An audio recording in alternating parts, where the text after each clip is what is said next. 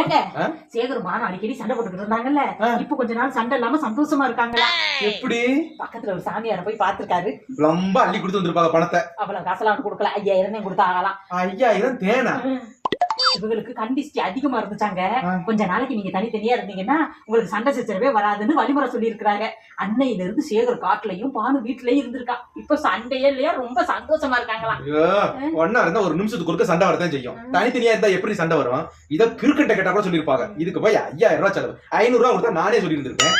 ஆமா இல்ல, இது தெரியாம நான் வேற டோக்கன் போட்டுட்டேன். அடிக்கடி உங்க அம்மாவுக்கு எனக்கு சண்டை வருதுன்னு நினைச்சு. டோக்கன் போட்டுட்டியா? 100 ரூபாய் போச்சா 200 ரூபாய் போச்சா? 4900 ரூபாய். 4900. அந்த 100 எதுக்கு விட்டு வச்சு? அதையும் சேர்த்து போட்டுக்க வேண்டியதானே? ஐயோ, சிவசிவா கணத்துல போட்டுக்கோங்க. அது சாமியோட காசாம். அவர் ஆளை பார்த்து சாமி பாக்குற அன்னைக்கு அந்த 100 ரூபாய் வாங்குவாராம்.